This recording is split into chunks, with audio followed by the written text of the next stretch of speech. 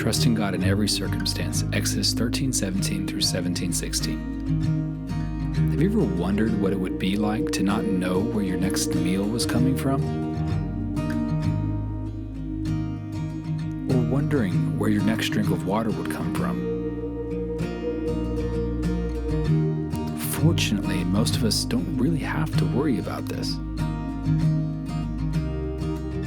However, after experiencing God's rescue and redemption from the oppression in Egypt, the Israelites were in this exact situation. The Israelites had already seen God work many miracles while rescuing them from Egypt.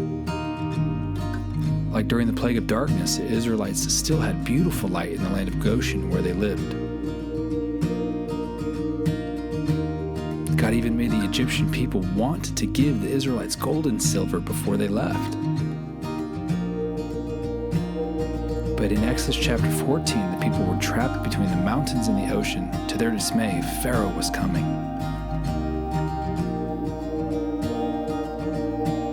They could not escape. They didn't have boats to cross the sea. And they couldn't turn back and cross the rugged mountains. Exodus 14:10 says, "When Pharaoh drew near, the people of Israel lifted up their eyes, and behold, the Egyptians were marching after them, and they feared greatly, and the people of Israel cried out to Jehovah."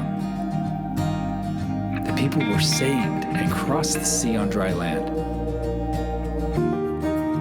The Bible says the people were so excited they immediately broke into song and praised God for saving them.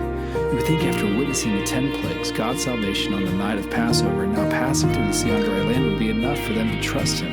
But they didn't. The book of Exodus tells us that people were angry with Moses and God once they arrived in the wilderness.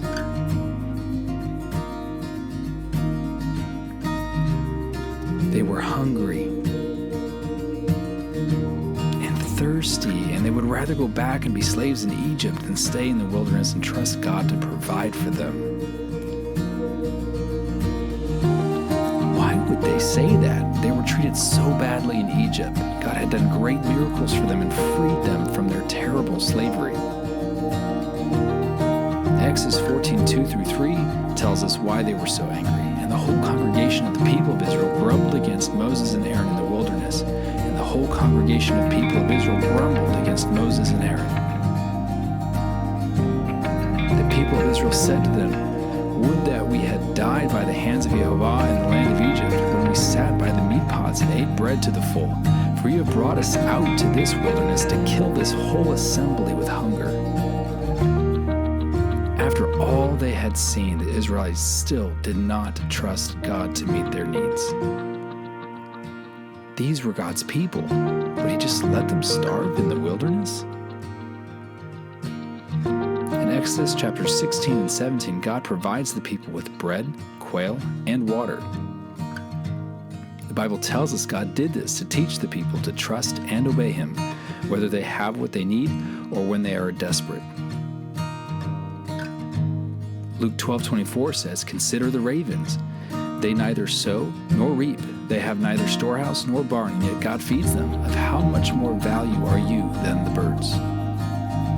Jeremiah's life was very difficult, but he said we should trust God even when we experience difficulties. Jeremiah 17:7 through 8. "Blessed is the man who trusts in the Lord, who trusts in the Lord. He is like a tree planted by water that sends out its roots by the stream and does not fear when he comes, for its leaves remain green, and is not anxious in times of drought, for it will not cease to bear fruit."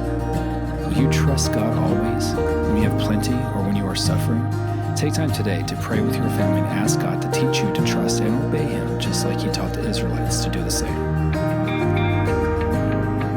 Thank you for joining us for this episode of Lantern Kids. Check out our website, www.lanternministry.org.